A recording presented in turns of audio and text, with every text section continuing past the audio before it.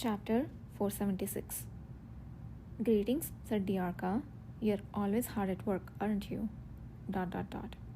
A middle-aged man with a gracious demeanor, his cloak thrown over his shoulders, offered his salutations to Keolder Diarca, who stood at the entrance of the Bright Palace.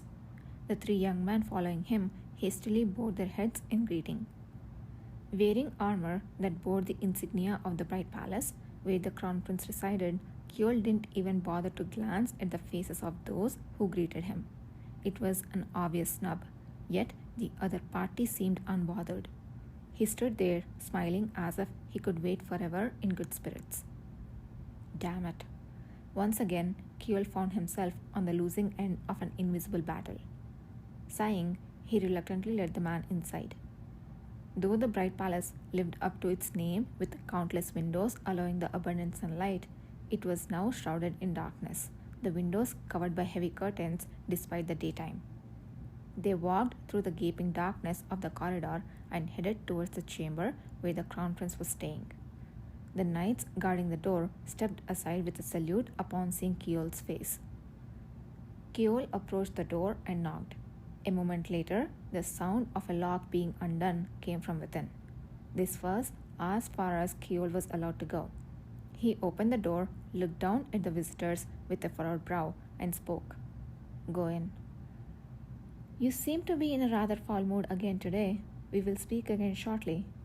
With a jovial tone, the man entered first, and the three following him hurriedly scurried in after him. Unlike the carefree middle-aged man, Keol's demeanor suggested he was somewhat dispirited.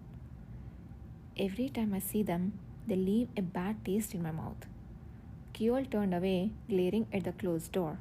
The knights who were guarding it deliberately looked elsewhere, as if afraid their eyes might meet his. It had been several days since he was transferred from the Imperial Knights to the Bright Palace by his father's orders. Though he had become the closest personal guard to the Crown Prince immediately upon his arrival, Keol was far from pleased. After nearly being assassinated, Crown Prince Kashtian seemed to have lost some of his mental stability. To begin with, there were no mirrors in the Bright Palace. This was because Kashtian would fly into a fit of rage every time he saw the scar that supposedly marred his cheek and chin. The prince would frequently become restless for no reason, lash out in anger, and isolate himself. It was impossible to know how to respond when he claimed the barely noticeable scar was vivid and large. His sudden burst of profanity and refusal to eat had become almost routine. Given the situation, Keol could understand why Duke Diarca had not chosen someone else to serve as a guard. However, the most significant problem was that the Crown Prince vehemently rejected Keol's presence. Whenever the Crown Prince saw Keol, he would run into his room without a greeting and lock the door. Each time, Keol was left to taste a subtle annoyance. It was hard to believe this was the same person who had once greeted Keol with smiles and compliments. Given the circumstances, Keol felt helpless and frustrated, his tongue tied because of the identity of the one he served. Even Duke Diarca, who seldom issued harsh punishments to Keol, had strictly ordered that this particular matter was not to be taken lightly. This only added to Keol's frustration, as he could not discuss it openly with anyone.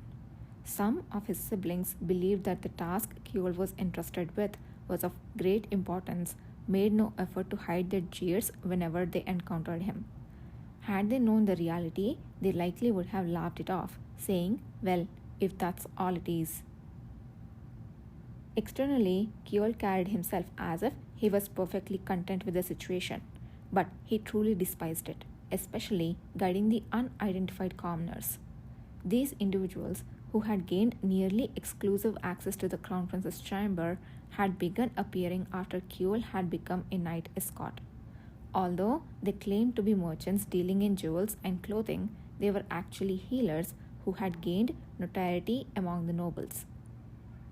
They had caught the Duke of Diarca's eye by successfully treating the migraine headaches of Baron Dermond, a close friend of the Duke. While the Duke had always been skeptical about such mythical practices, he seemed to consider these healers as an exception.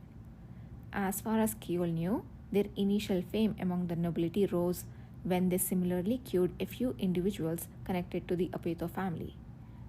The Duke tested their skills by sending them to treat others suffering from ailments similar to Baron Dermont's.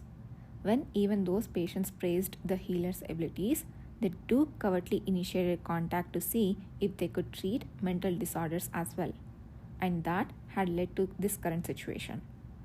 When these unknown commoners first appeared, Kjol felt as if the air itself had been polluted. In particular, a middle-aged man who seemed to be their leader infuriated Kjol. No matter how much he glared, the man remained utterly shameless. Yet, astonishingly, after a brief and secretive conversation with them, the Crown Prince began to allow them limited visits. The audacity! They could freely roam areas where even Kjol had been denied access by Duke Diarca. As if that weren't bad enough, he couldn't discuss this disgraceful affair with anyone else, and he alone had to bring them in and escort them out. For the first time in his life, he found orders from his father and the Crown Prince utterly repulsive. No matter how much he showed his reluctance, the Duke of Diarca was adamant. Of course, it's distasteful, but we have no choice if they prove effective. If they don't, you are to dispose of them yourself.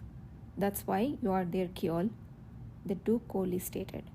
The Duke believed that these measures were necessary to stabilize the volatile emotions of the Crown Prince held towards the Diarca family and to administer treatment before any further deterioration of his mental state. But how could he approve of this when he couldn't even properly see what kind of treatment they were conducting within the Crown Prince's chamber? Sure, the attendant who is on standby inside says it's all right, but can I really trust that? And if something goes wrong, won't it all fall back on me? Damn it. This situation was even worse than the oath laid by that commoner from the cavalry, Ydir Ale. While cursing inwardly, Kjol noticed a red mark peeking out from where his arm was folding. The sight of that mark, evidence of the oath he'd shared with Ydir Ale, brought back memories of their encounter a few days ago. That day marked a welcome ceremony held for the cavalry returning from their duties in the west.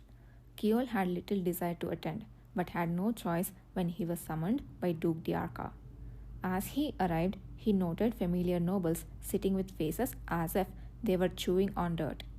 Clearly, the fact that he ultimately showed up indicated that the incident that had transpired was bothering everyone in various ways. On that day, Kjol was not as shocked by the appearance of the emperor, who had shown himself for the first time in years, as he was by his father. Instead, he couldn't take his eyes off Ydir Ale, who had descended from the carriage with Duke Paleta and walked proudly to the gathering. Indeed, the audacity of Ydir Ale's action in the west had become widely rumored even in the capital. The extraordinary man who single-handedly severed the neck of a colossal monster, or the shameless debauchee who mingled physically with Duke Paleta daily in Tenno. People secretly wondered which face of Ydir Ale was the real one. Some speculated that this might be a new intriguing hobby of the ever-curious Duke Paleta, while others disparaged Ydir as a powerful commoner who had climbed his way up by seducing the Duke. And indeed, seeing Ydir Ale again, Kjol felt that he didn't fit neatly into either category, yet somehow could belong to either. The first time he'd seen him, Ydir had appeared as pallid and unpleasant as a ghost. But whatever he had eaten or done in the West, his complexion now looked exceedingly healthy. He didn't seem diminished in the least, even beside Duke Paleta, who was like a monumental barrier, alluring as a nightmare that drew people's eyes towards him. The damned man. Unbelievably healthy. Kjol cursed internally as he watched, and as if Ydir had read his thoughts, he turned his head. For a brief moment, their eyes met. Feeling as if his inner thoughts had been exposed, Kjol quickly averted his gaze. When he looked back, Ydir was no longer looking at him.